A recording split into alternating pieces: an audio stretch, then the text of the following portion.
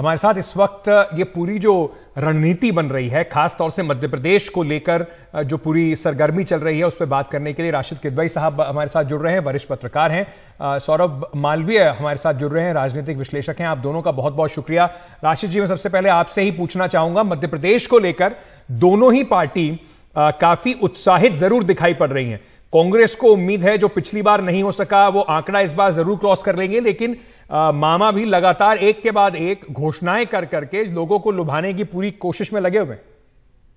जी देखिए, अंकित, दोनों राजनीतिक दलों की समस्याएं जो है वो अलग अलग है।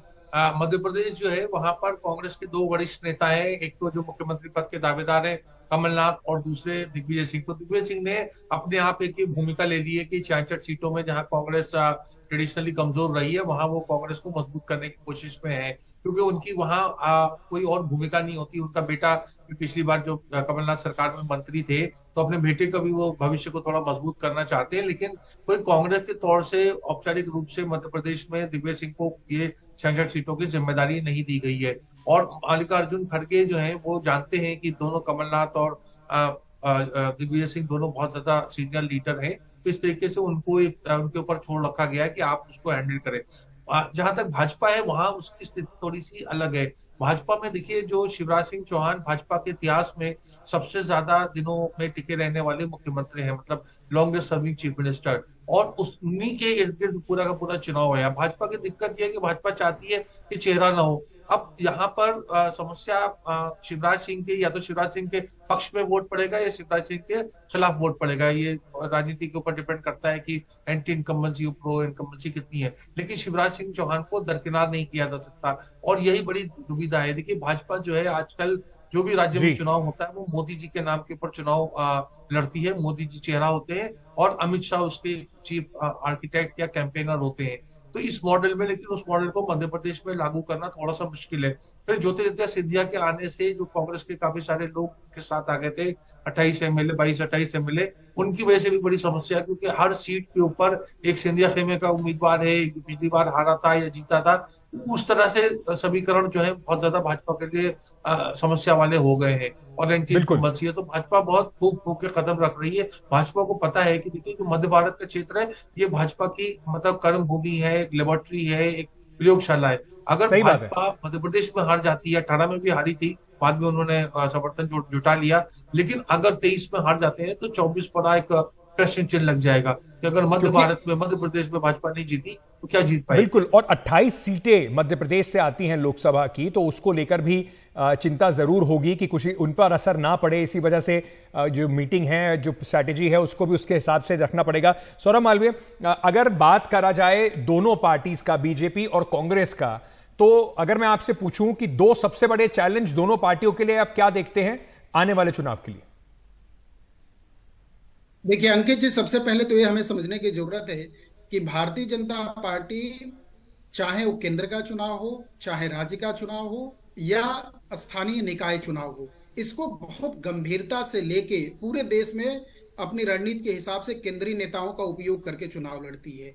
वहीं पर कांग्रेस के लिए एक दोहरी चुनौती है। एक तो राज्यों में से बाहर होना, लगातार कई साल से बाहर रहना, दूसरी बात कि केंद्र में लगातार बाहर रहना। तो कहीं ना कहीं कांग्रेस के इस तालमेल का एक बड़ा संकट मध्य प्रदेश में फिलहाल कांग्रेस को दिख रहा है। एक बड़ा दोनों में एक बड़ा अंतर दिखता है साफ तौर पर। अब रही बात समझने की मध्य प्रदेश के विधानसभा चुनाव में किस तरह से क्या नजर आता है, तो खास करके मध्य प्रदेश संघ का एक बहुत बड़ा प्रयोगशाला नहीं कहेंगे, कॉर्डर बेस्ड ऑर्गेनाइजेशन वहां कहेंगे कि मध्य भारत में राष्ट्रीय स्वयंसेवक संघ की जो जड़ें हैं वो बहुत मजबूत जड़ें हैं और वो गहरी है। चाहे वो मालवा का क्षेत्र हो, चाहे वो विंध्य का क्षेत्र हो, चाहे वो बुंदेलखंड हो। और दूसरी जो सबसे बीजेपी के लिए प्लस पॉइंट है वो ये है कि वहां पर मध्य प्रदेश में इनके क्षत्रप नेता बड़े ताकतवर हैं। यदि नरेंद्र सिंह तोमर हैं तो फग्गन सिंह कुलस्ते हैं, कैलाश विजयवर्गीय हैं तो विंध्य के राजेंद्र शुक्ला है।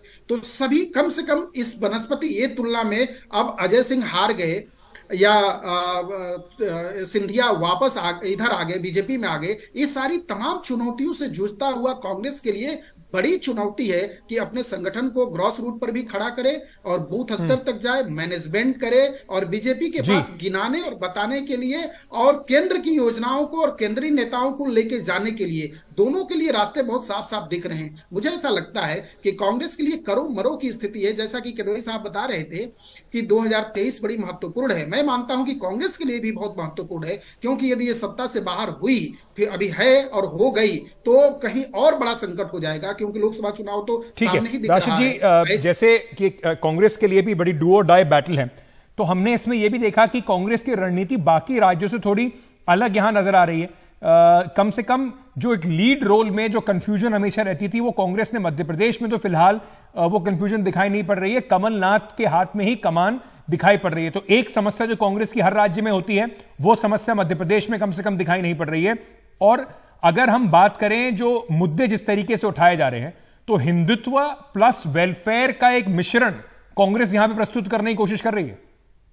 जी अंकित, ये बहुत ही दिलचस्प एक स्ट्रेटेजी है। देखिए, कमलनाथ ने अपने आप को बिल्कुल एक हिंदूवादी नेता के रूप में वो प्रस्तुत कर रहे हैं, और वहां के जो मध्य प्रदेश के अल्पसंख्यक समुदाय है उसको भी कोई आपत्ति नहीं है। वो चाहती है कि भाजपा अगर कांग्रेस को भाजपा को हराने में सफल हो जाती है तो वो कांग्रेस के साथ है, तो उसका कोई रिएक्शन या जिसे हम कहते हैं काउंटर पोलराइजेशन वगैरह नहीं हो रहा है। तो ये कमलनाथ के लिए बड़ी उपलब्धि है, और कमलनाथ ने बहुत ज्यादा जो भी भाजपा या शिवराज सिंह स्कीम बताते हैं उसमें वो पैसा बढ़ा करके वो कहते हैं कि हम इतने पैसे देंगे, तो उससे लेकर के कमलनाथ की छवि है कि वो इंडस्ट्री ला सकते हैं, उनको खुद बहुत ही संपन्न और सुलझा हुआ व्यक्तित्व है उनका।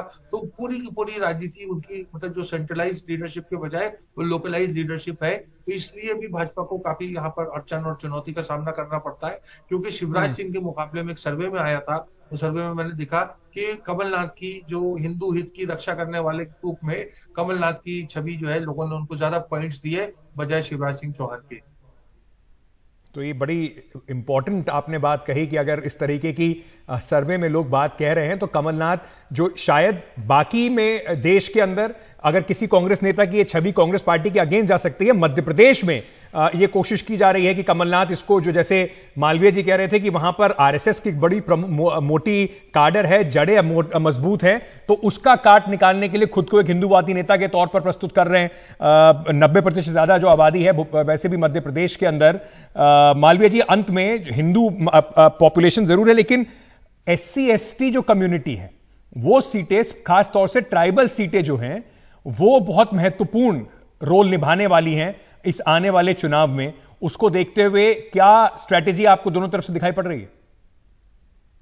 मुझे लगता है कि मध्य प्रदेश में शिवराज सिंह चौहान की स्वीकार्यता बहुत है, क्योंकि एक लंबे समय तक कार्यकाल पे बने रहना और निर्विवाद बने रहना उनकी लोकप्रियता पिछले दिनों के बीजेपी ने उनके निर्विवाद बने रहना, लेकिन उसके खिलाफ एंटी इनकम्बेंसी ज्यादा लंबे समय तक एंटी इनकम्बेंसी में रहती है। 18 में हमने उसको देखा भी थोड़ा, उनके खिलाफ वोट तो मध्य प्रदेश में, बात सही है, शिवराज सिंह के पक्ष या उनके विपक्ष में ही होना है।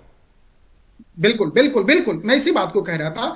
और पिछली बार के चुनाव परिणाम में कमलनाथ जी लगभग 14 महीने की शासन दिए, तो बनस्पति उस 14 महीने की पॉपुलैरिटी को और शिवराज सिंह के कार्यकाल को देखा जाए तो शिवराज सिंह की कार्यकाल शैली, स्टाइल और लोगों के जन जन के बीच में मामा की जो छवि है ये कहीं भारी पड़ती है, मजबूत पड़ती है। दूसरी बात जो आपने प्रश्न किया बड़ी महत्वपूर्ण है कि ट्राइबल बहुत महत्वपूर्ण है। मालवा में के क्षेत्र में बहुत नुकसान हुआ था बीजेपी को पिछले चुनाव में, वहीं से लगभग 18 सीटों पर कांग्रेस को बढ़त थी। मुझे लगता है कि लगातार जिस तरह से योजनाओं को लेके जाना और कांग्रेस का उस क्षेत्र से बाहर होना अभी बीजेपी के लिए, अपने यदि वो बदलते हैं वहां के विधायकों को, वहां की नीतियों को, तो बीजेपी के लिए एक अवसर रहेगा। बहुत बहुत शुक्रिया आप दोनों का हमारे साथ जुड़ने के लिए।